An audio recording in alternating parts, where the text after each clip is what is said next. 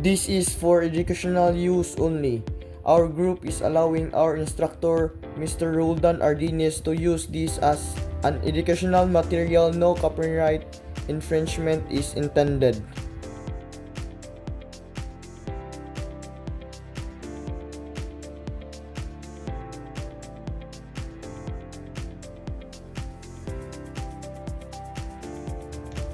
Global food security refers to conditions where all people, regardless of location or economic status, consistently having physical, social, and economic access to enough safe and nutritious food that meets their dietary needs and cultural preferences for a healthy and active life.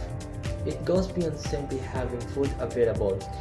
It includes ensuring that individuals have the ability to afford it, that the food is safe to consume, and the food system are stable even during a crisis, such as pandemics, natural disasters, or economic disruptions. Global food security also considered sustainability, ensuring that the world can keep producing food in the long term without damaging the environment or exhausting natural resources. Essentially, global food security is about making sure everyone can eat well today and that the world can continue feeding for future generations. Number 2. Factors leading to global food security and the state of the Philippines during the pandemic.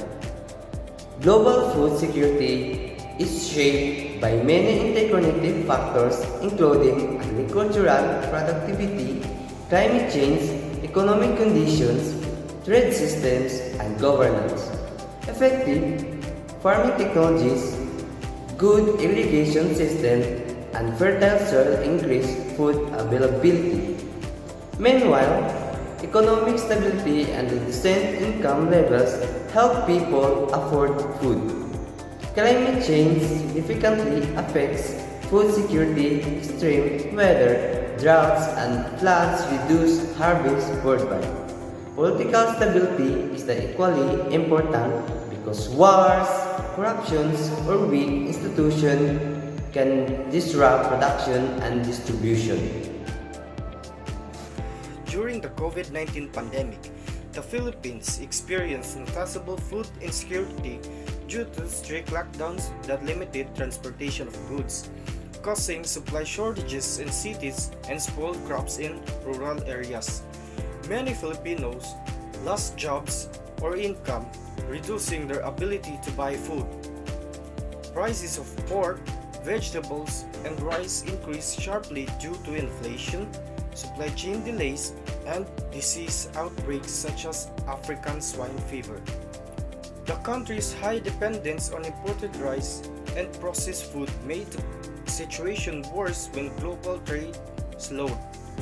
Overall, the pandemic highlighted weaknesses in the Philippine food system and showed how vulnerable the country is during emergencies. So the five components of food security.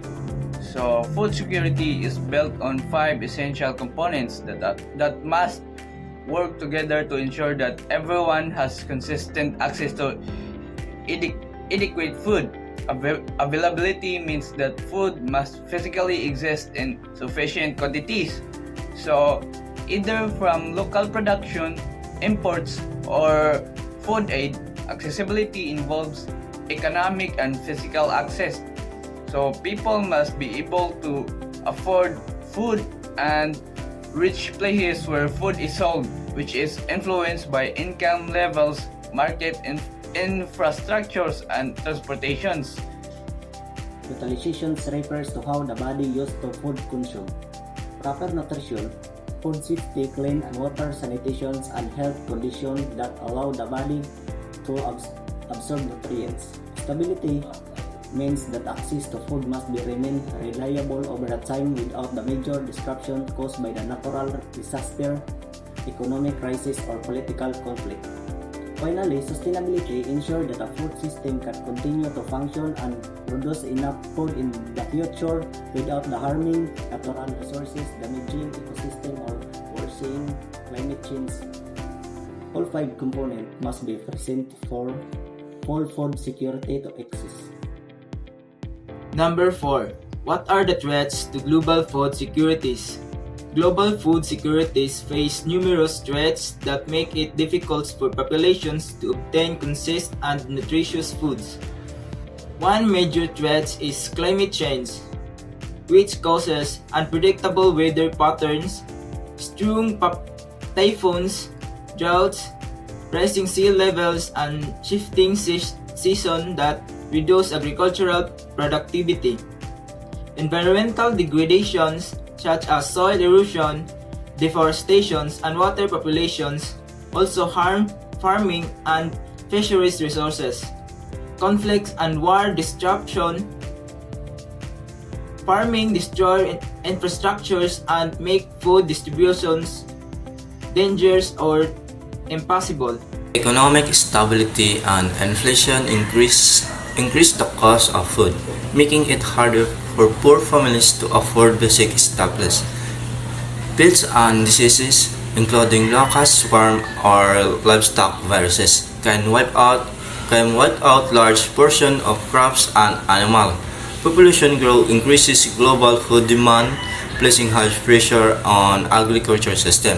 Additionally, water scarcity limits irrigation, especially in drought-prone regions, where reliance on fossil fuels makes food production vulnerable to rising fuel prices. Together, these threats create a complex global challenge that affect both developed and developing nations. 5. Is food security possible? Food security is possible but requires long-term, coordinate efforts from governments, communities, international organizations, and private sectors. To achieve through food security, countries must adopt sustainable agricultural practice that increase productivity without harming the environment. Investment in technology such as climate resilient crops, improved irrigation, and modern storage facilities can reduce losses and increase yields. Supporting local farmers through subsidies, training, and affordable access to seeds and equipment strengthen domestic food production. Reducing food waste, which accounts for nearly one-third of global food loss, is also essential. Stronger global cooperation and fair trade policies can help stabilize food supplies, especially for countries that rely heavily on imports. Although challenges like climate change and economic inequality make food security difficult, it remains achievable if nations commit to improving food systems and protecting natural resources.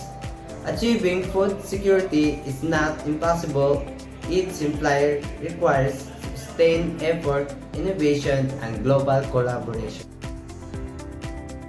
The ongoing environmental crisis, including climate change, pollution, habitat destruction, and resource depletion, poses one of the greatest threats to global food security. Rising temperatures, reduced crop yields, weaken soil health, and increase the risk of drought that affect water supply for irrigation. Flooding and stronger typhoons, which are becoming more frequent, destroy farms, fisheries, and livestock. In coastal areas, rising sea levels damage farmlands through saltwater intrusion, reducing the productivity of rice fields and other crops. Meanwhile, deforestation and the loss of biodiversity disrupt natural ecosystems that support pollination, soil fertility, and pest control. Pollution from factories and human activities contaminates rivers and seas, reducing fish populations and harming marine resources that millions of people rely on for food. Because of these environmental challenges, many regions face shortages, higher food prices, and reduced nutrition. Addressing environmental problems is crucial because protecting nature and stabilizing the climate are necessary foundations for securing global food supplies for present and future generations.